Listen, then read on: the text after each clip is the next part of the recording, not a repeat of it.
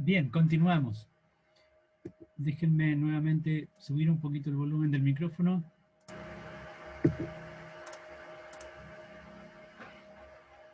¿Algún otro comentario acerca de cómo los paleontólogos reconstruyen esta imagen? Perdón, esta criatura.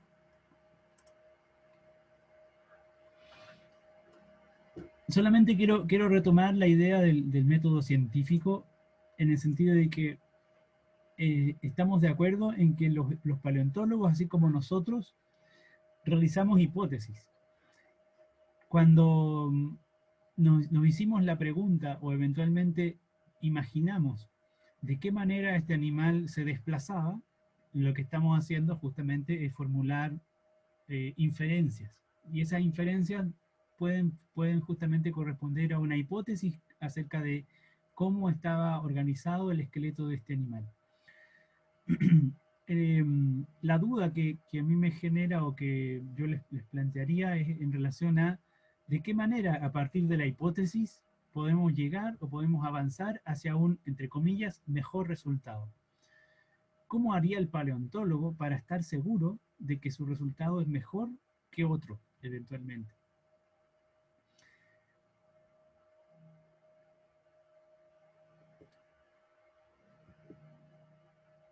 Dado que no hay posibilidad alguna de que los paleontólogos, y por supuesto tampoco nosotros, accedamos a conocer cómo era este animal en realidad, entre comillas en realidad, es decir, cómo era este animal cuando estaba vivo, entonces los paleontólogos no tienen otra posibilidad que imaginarse este animal tal cual como ellos creen que pudo haber sido a partir de los datos o evidencia que tienen.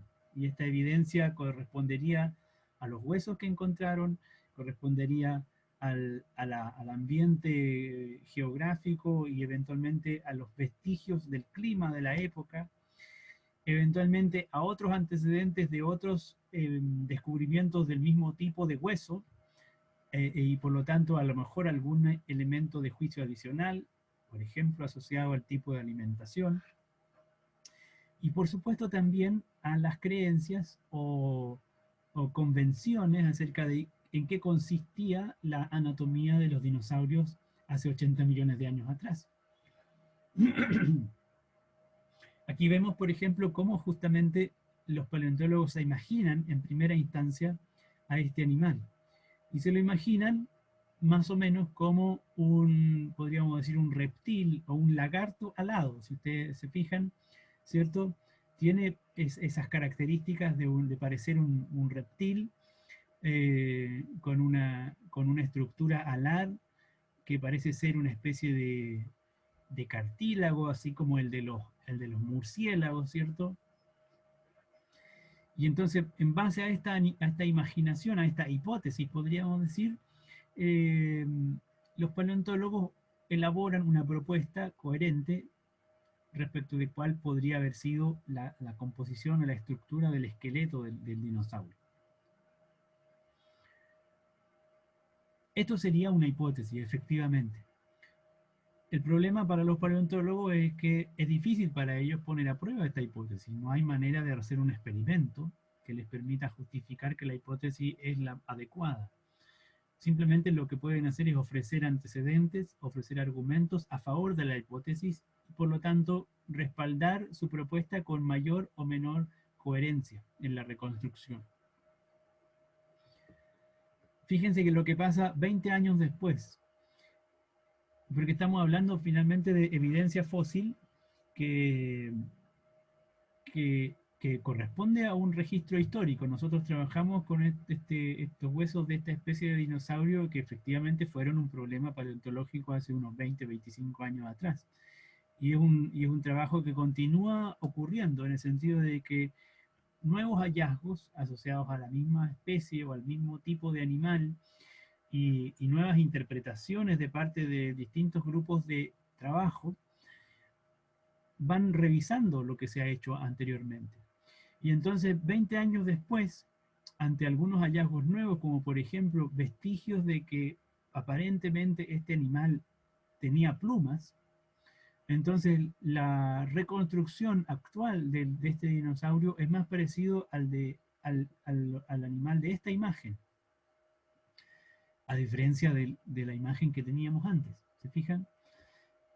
Por lo tanto, ahora la hipótesis es más bien parecida a este animal. La idea de que este tipo de dinosaurio al menos era un dinosaurio efectivamente alado, pero cubierto de plumas, más parecido a las aves actuales que a los reptiles actuales. Se fijan cómo una hipótesis, en este caso la de esta reconstrucción, eventualmente pudo ser revisada y pudo ser modificada para transformarse en una hipótesis completamente distinta. Entonces podríamos haber dicho, claro, los científicos, los paleontólogos hace 20, 25 años hicieron su reconstrucción y ellos como eran expertos y tenían mucho conocimiento y aplicaban el método científico, entonces llegaron a un resultado, entre comillas, mejor. Pero resulta que 20 años después, los mismos paleontólogos o otro grupo de paleontólogos, pero con el mismo tipo de conocimiento, con el mismo tipo de experiencia, con nuevos antecedentes, llegan también a una solución que podríamos decir es mejor. Entonces, ¿cuándo estamos ante una solución mejor que otra? ¿Se fijan? En ese sentido, la aproximación o la eventual eh, obtención de una conclusión definitiva es algo que es bastante discutible, por lo menos en el caso de esta reconstrucción que proponen los distintos grupos de paleontólogos. Esta idea, la idea de que las hipótesis son revisadas y modificadas, es una idea que nos va a llevar a cuestionar la idea de un método científico. Cuando decimos justamente que los paleontólogos contaban con el método científico y por lo tanto podían llegar a un mejor resultado gracias a ese método, estamos en general suponiendo o pensando que hay una manera de hacer investigación que garantiza cierto tipo de resultados. Pero este ejercicio, este modelamiento o este análisis de la práctica de la paleontología nos lleva a cuestionar la idea de que haya efectivamente un método científico que garantice ciertos resultados. La visión un poco más crítica, diríamos, de la práctica científica nos muestra que en ciencia hay distintos procedimientos, distintos tipos de metodologías y que esas metodologías se ponen en función o se utilizan en función de producir o de desarrollar explicaciones o teorías o modelos más o menos coherentes en relación con un fenómeno.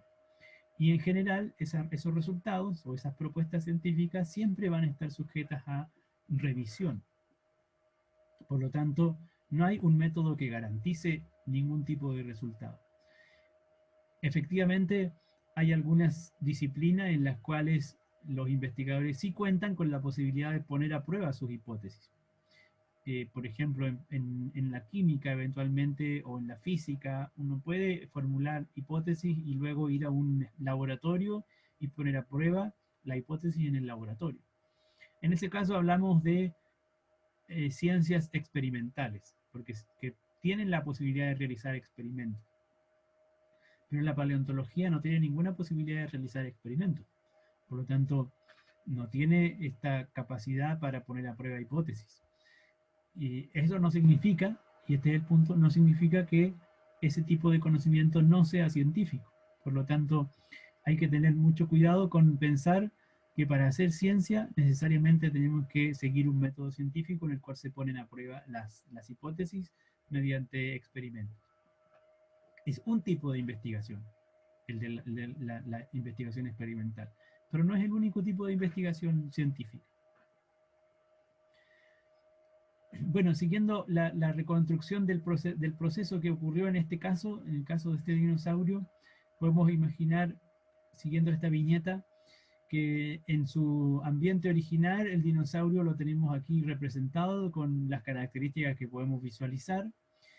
Por supuesto, hay un clima y una geografía característica de hace 80 millones de años atrás, por decir un número, o una época, luego de la cual, por supuesto, este espécimen en particular murió, Pero no solo eso, sino que también sabemos desaparecieron todos los animales como él, porque se extinguieron todos los linajes de dinosaurios. Entonces, algunos millones de años después, vemos que ha cambiado eh, la, la, eh, el paisaje, que ha cambiado, ¿cierto? La flora del lugar. Ya no está el dinosaurio en particular. Y resulta que algunos millones de años después, en ese lugar, un grupo de paleontólogos en una excavación encuentran estos restos fósiles.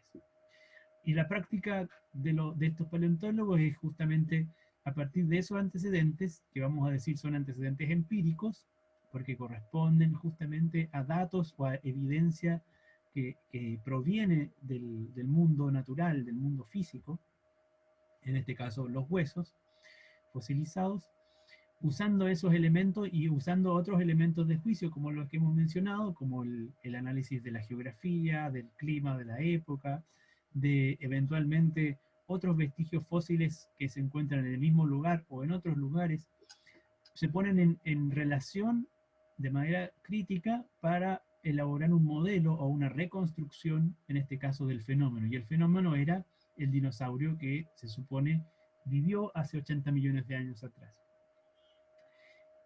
Curiosamente, el modelo que estos paleontólogos construyen, por supuesto, tiene las características que ellos infieren, que ellos suponen que pudo tener este dinosaurio. Así es que hacen uso de un conjunto de habilidades para proponer esta especie que está en exhibición en el museo. El ejercicio de simulación que nosotros hicimos trata de mostrar que las habilidades que los científicos utilizan para llegar a este resultado son análogas a las habilidades que nosotros utilizamos. Por supuesto, conocimiento previo, que puede ser mucho más rico, mucho más profundo que el nuestro, pero inevitablemente es un conocimiento que depende de la experiencia y de la práctica de estos mismos investigadores. Y por supuesto, conocimiento previo que puede ser distinto entre distintos investigadores, además. Elementos de juicio adicionales como antecedentes empíricos que provienen de distintas exploraciones, pero que en ningún caso corresponden a un resultado determinado, sino que son piezas de un puzzle que hay que reconstruir. Y siempre que hacemos esa reconstrucción es sin tener claridad o sin tener certeza respecto del resultado final. Y por lo tanto hay un paso o elementos adicionales que nos permiten ir desde las piezas del puzzle hasta el resultado, que corresponderían a elementos mucho más subjetivos como la capacidad creativa o la imaginación de los grupos de trabajo en torno a las posibles respuestas que se podrían dar para en este caso, la construcción de este modelo. Y finalmente, por supuesto, la idea de que entre distintos investigadores y distintos equipos de trabajo pueden haber distintas soluciones. Y en ese sentido también hay una dinámica, podríamos decir, de una dinámica social, de discusión, de negociación y de evaluación de resultados que les permite sugerir o les permite defender que unos resultados pueden ser mejores que otros. Pero en cualquier caso, no vamos a contar nunca con la posibilidad de comparar el modelo científico con, en este caso, el fenómeno original. Así es que en la práctica este modelo siempre va a estar sujeto a revisión, básicamente porque van a haber elementos de juicio que van a seguir aumentando o que se van a seguir revisando por distintas interpretaciones. ¿Se entiende un poco la idea o la dinámica en este caso del trabajo de los paleontólogos como ejemplo de la actividad científica? ¿Alguien tiene algún comentario o alguna pregunta al propósito?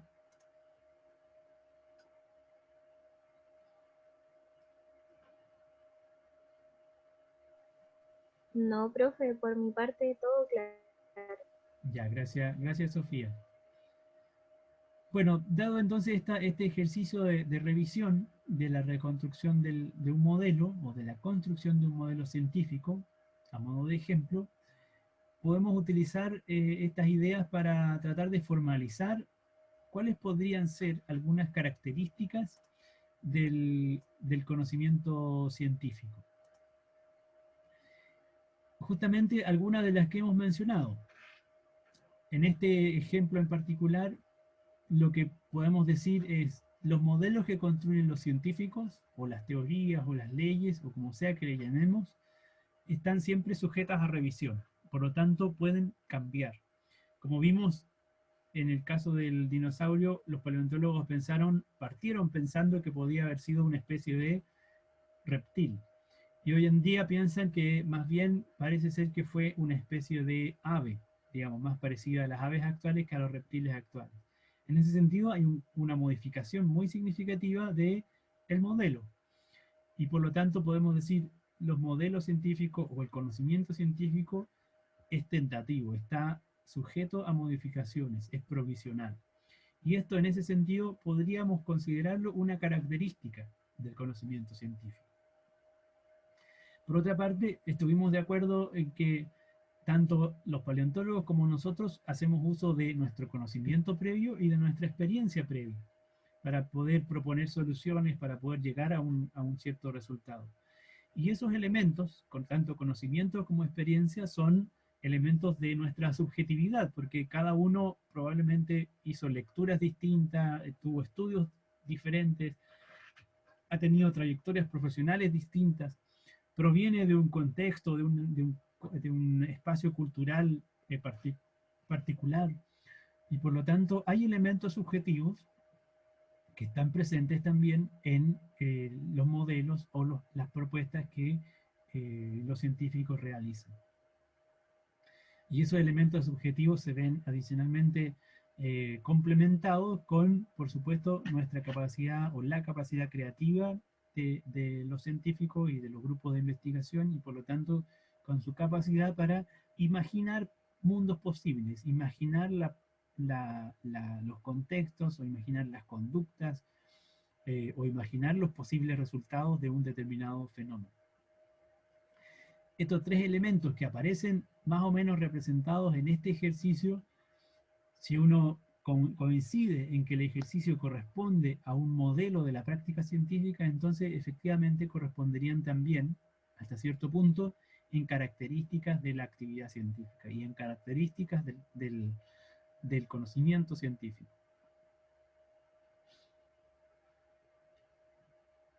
Estas ideas, estas características han sido discutidas, revisadas por una serie de autores, especialmente en filosofía de la ciencia, en historia de la ciencia, en sociología de la ciencia y también en didáctica de la ciencia. No hay en general un consenso respecto de cuáles son estos elementos característicos de la actividad científica, pero sí hay algunas propuestas que son más o menos aceptadas, por lo menos en términos prácticos, es decir, hay algunas eh, propuestas de características del conocimiento científico que se ponen en discusión y que desde un punto de vista práctico parecen servir por lo menos para intentar comprender de mejor manera en qué consiste hacer ciencia, para no quedarse con una idea simplificada de que la ciencia es simplemente el ejercicio de aplicar el método científico, bajo el supuesto de que existe un método científico que garantiza resultados. Y esas propuestas provienen de distintos autores. Nosotros a continuación vamos a revisar tres de manera muy, muy simple, mencionando algunas de las características que estos autores identifican como propias del conocimiento científico o de la práctica científica. La primera propuesta proviene de un autor norteamericano, de Norman Lederman, para quien la naturaleza de la ciencia se puede, digamos, modelar, se puede representar mediante un conjunto de características que corresponderían a características del conocimiento científico. Nosotros hemos mencionado tres de estas características explícitamente en el ejemplo anterior y una más que también está presente de manera inevitable. Hablamos de la tentatividad del conocimiento científico porque decimos, bueno, es un conocimiento que en general puede ser modificado, puede estar sujeto a revisión. En ese sentido, uno podría cuestionar o podría ser crítico sobre la idea de que el conocimiento científico es definitivo o es verdadero, dado que la verdad de los enunciados está siempre en revisión, siempre está siendo eventualmente cuestionada e incluso pueden ser modificados.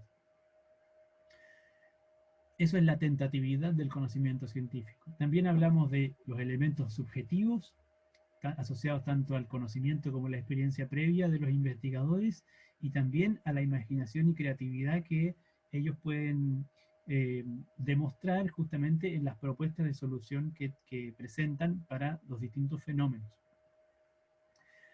Ahora, estos elementos no son los únicos que definen la práctica científica, porque elaborar un modelo, en este caso un modelo de dinosaurio, por ejemplo, o de un esqueleto de dinosaurio, no es una práctica arbitraria. El puzzle que resolvemos no es un puzzle que se nos ocurrió imaginativamente, es un puzzle que proviene de antecedentes que son concretos, que son físicos, que provienen del mundo natural. Y esos antecedentes son lo que corresponden a la base empírica del conocimiento científico. Por lo tanto, en general, digamos, hacemos uso de estos elementos subjetivos y de nuestra creatividad a partir de una base empírica que está dada en los datos que uno recoge del mundo. En este caso se trataba de huesos fósiles y por lo tanto esa base empírica establece o define un marco de producción de conocimiento. En cierta manera, por ejemplo, lo podemos ver muy claramente en el caso de la funcionalidad de los huesos. Los tres grupos que trabajaron en este caso coincidían en la estructura del cráneo. Y habría sido muy extraño que cualquiera de estos grupos utilizara los huesos del cráneo como, por ejemplo, si cumplieran la función de la pelvis. Dado que conocemos cierta anatomía comparada con otros animales, entonces hay suficiente evidencia empírica, suficientes datos empíricos para consensuar la idea de que los huesos del cráneo correspondían más bien a la cabeza que a la pelvis. En ese sentido, hay restricciones. No podemos ser tan creativos como decir la mandíbula estaba en la extremidad, porque en general los animales no tienen las mandíbulas en la extremidad, básicamente. Y eso es un rasgo de la naturaleza que está presente en distintos tipos de datos empíricos. Por eso entonces el conocimiento científico no es un puro ejercicio de imaginación y por lo tanto una práctica completamente relativa, en el sentido de que cualquier cosa que se me ocurra es válida. No es así. Lo que se nos ocurre en el campo científico tiene que ser coherente y tiene que ser consistente con los datos empíricos. Esto es clave en ciencia. A pesar de eso, los datos empíricos justamente pueden ser interpretados en base a aspectos culturales. Entonces, es inevitable considerar que el conocimiento científico también es parte de una cultura y de una sociedad, es decir, de una época, de un contexto histórico.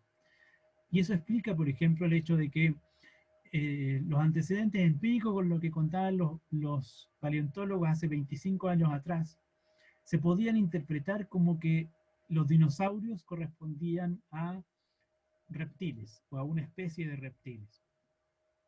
Y en esa época todo el mundo creía que los dinosaurios se parecían mucho más a una lagartija que a una gallina, por ejemplo. De hecho, si alguien hace 25 años atrás hubiera dicho los dinosaurios son más parecidos a las gallinas que a un lagarto, probablemente lo habrían considerado una persona que está más o menos desquiciada, que estaba un poco chalado, digamos. Simplemente por un sesgo cultural, porque en ese momento, en el contexto sociohistórico, la idea, la visión, la imagen de los dinosaurios que primaba, tanto en la academia como en el público en general, era la idea de que los dinosaurios tenían la sangre fría y que se comportaban mucho más parecido a los reptiles actuales. Pero 25 años después, producto de la acumulación de nueva evidencia y de la reinterpretación de esa evidencia, la imagen cultural de los dinosaurios se ha ido modificando. Y hoy día es posible sostener que los que los dinosaurios, parece ser que muchos de ellos tenían características más parecidas a las aves actuales que a los reptiles actuales, y por lo tanto no es extraño proponer que los reptiles que los dinosaurios tenían plumas. En ese sentido, hay también una componente cultural que se hace parte de este proceso de construcción de modelos o de teorías científicas. Ya hemos mencionado varias veces que lo que hace el grupo de científicos justamente es proponer teorías, proponer leyes o proponer, si ustedes quieren, modelos, que puede ser un concepto más general para abarcar tanto leyes como teorías. Y esos modelos lo que buscan en general es describir un fenómeno o explicar un fenómeno. Y para llegar a esos modelos estamos haciendo uso, al menos de manera significativa, de dos tipos de habilidades muy distintas. Sin duda está presente la práctica observacional. Nosotros observamos, medimos, registramos datos que provienen de la naturaleza. En este caso, observamos huesos fósiles. Observamos el ambiente en el cual los huesos fósiles se encuentran. Pero luego, después de la observación, hay que imaginar y por lo tanto hay que inferir, hay que reunir algunos antecedentes para proponer inferencias de lo que pudo haber sido. Y en ese sentido es importante hacer la distinción entre hipótesis o inferencias y observaciones. Incluso hay algunos autores que van a sostener, bueno, en realidad toda observación que hacemos es una observación que está cargada, que está impregnada de nuestras creencias, de nuestras teorías. Nunca miramos el mundo de manera neutra. Cuando vemos un objeto o cuando vemos un fenómeno, de inmediato estamos haciendo un ejercicio de interpretación. Y en ese sentido, observación e inferencia son dos aspectos que están muy, muy vinculados entre sí. Esta es la propuesta de Lederman en relación a qué elementos caracterizan la práctica científica o el conocimiento científico. Fíjense que en este conjunto de elementos no aparece el método científico. Por lo tanto, probablemente hay un aspecto relacionado con el método o con los métodos, pero no es el aspecto central, digamos, no es el único aspecto que determina o que define, por lo menos en la propuesta de este autor, las características del conocimiento científico. ¿Alguien tiene alguna pregunta, algún comentario sobre este conjunto de características?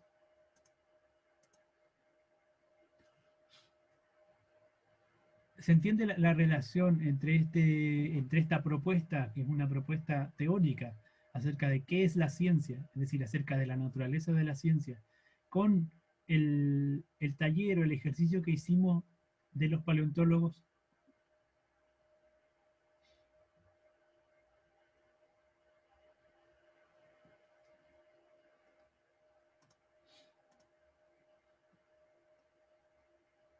Bueno, hay dos propuestas más que están a continuación y que son muy semejantes en la línea de ofrecer algunos criterios o algunos eh, elementos conceptuales para caracterizar la práctica científica o el conocimiento científico.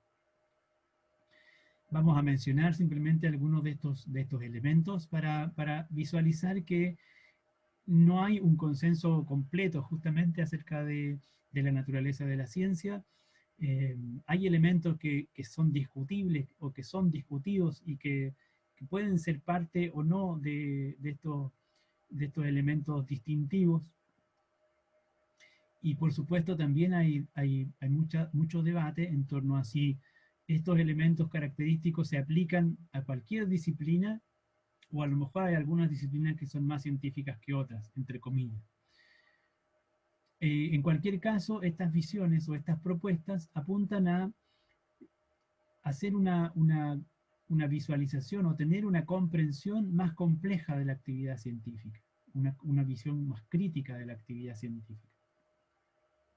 Una segunda propuesta proviene de William McComas, otro autor norteamericano, para quien la práctica científica se podría justamente caracterizar sobre la base de algunas ideas o proposiciones más o menos de consenso. Como les digo, debido a la divergencia y a la discusión que hay en torno al tema, McComas lo que hace es tratar de encontrar en el medio de esa discusión algunas ideas que son más o menos compartidas por un gran número de personas en torno a la investigación en ciencia. Y entonces incluye algunos de estos elementos. Se repite la idea de que el conocimiento científico es provisional, que está por lo tanto sujeto a cambio. En este caso, McComas enfatiza la idea de que el método científico, como una manera de llegar a resultados garantizados, es un mito, es decir, en general la práctica científica no se caracteriza por aplicar un método científico. Eh, de hecho, cuando uno mira lo que hacen los científicos, encuentra que hacen distintos tipos de cosas y que muy pocas veces siguen el método científico tradicional. McComas releva también la importancia de la práctica comunicativa. Esta idea de que publicamos los resultados, de que negociamos los resultados, de que tenemos que discutir en torno a ellos para llegar a ciertos consensos, para llegar a resultados que sean más o menos coherentes. Entonces es clave la comunicación científica. Y ahí están, por ejemplo, toda la institucionalidad referida a las revistas de publicación de resultados, a los congresos de discusión de conocimiento científico, etc. McComas en ese sentido enfatiza también la importancia de la historia de la ciencia, cómo es que uno mirando o analizando la historia de la ciencia puede ir reconociendo distintos elementos que se hacen parte de la práctica científica. Aquí hay otro elemento también en cierta medida histórico, porque esa revisión que podemos hacer de cómo la ciencia va transformando los distintos modelos tiene un estrecho vínculo con la tecnología. Y lamentablemente este vínculo tampoco es sencillo, porque entre ciencia y tecnología muchas veces suponemos que hay un paso directo, en el sentido de que se descubren o se inventan o se proponen nuevas teorías o nuevos descubrimientos en ciencia y entonces se produce un desarrollo tecnológico. Por ese paso directo en realidad no es tan obvio. Muchas veces ocurre incluso al revés. Hay desarrollo tecnológico y gracias al desarrollo tecnológico hay nuevas posibilidades de producir conocimiento científico. Otro aspecto que llama la atención McComas es acerca de las implicancias globales que tiene la ciencia, tanto por los impactos que puede tener el desarrollo científico y tecnológico, como por las características globales que tiene la producción de conocimiento científico. Hay de alguna manera prácticas e institucionalidades que son independientes de los países y que hoy día operan a nivel mundial.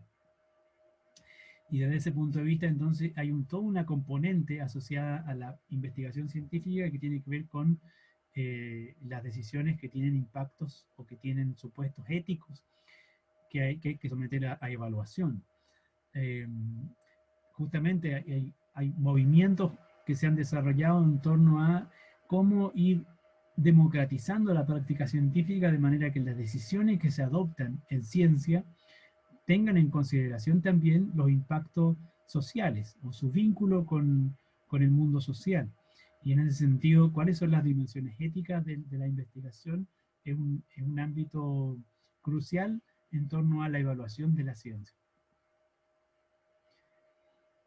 Para finalizar, una tercera propuesta proviene de Jonathan Osborne, de un investigador inglés en este caso, para quien la ciencia o la naturaleza de la ciencia se puede caracterizar en base a algunas ideas claves.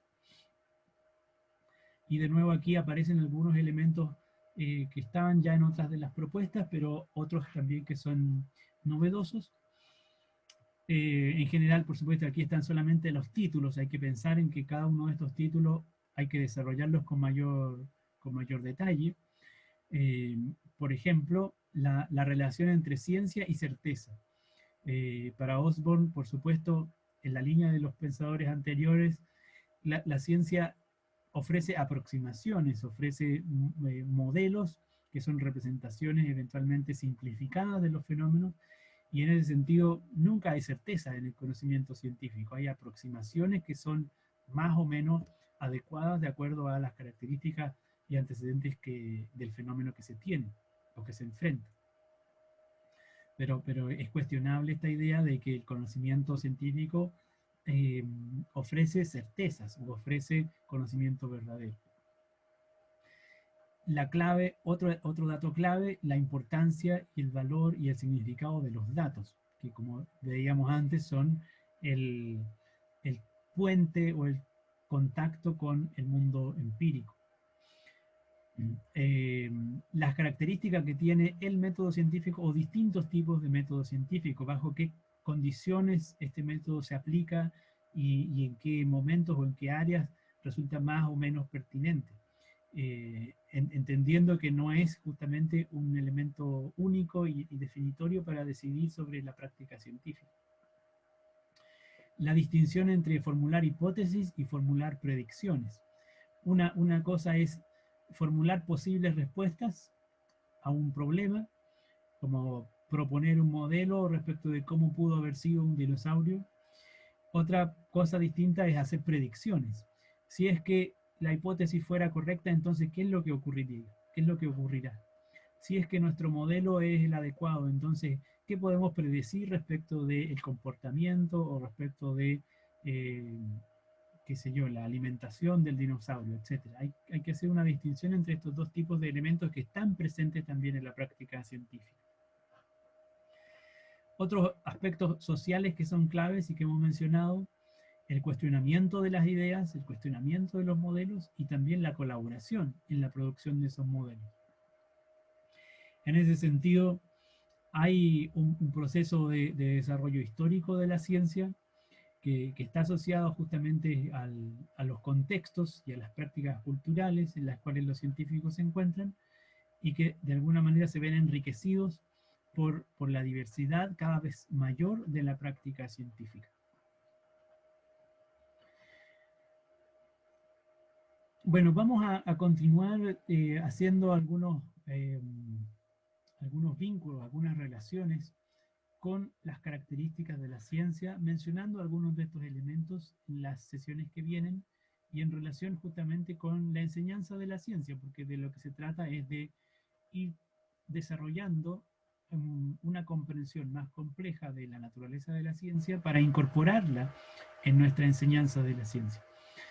De lo que se trata, en último término, es que nuestros estudiantes también comprendan que la ciencia no es justamente una práctica garantizada de aproximación a la verdad, sino una práctica social institucionalizada, más compleja, que supone una serie de características y de procedimientos. El supuesto en la educación en ciencias es que en la medida en que los estudiantes logran tener una comprensión más crítica de la ciencia, entonces estamos logrando una mejor o una mayor alfabetización científica.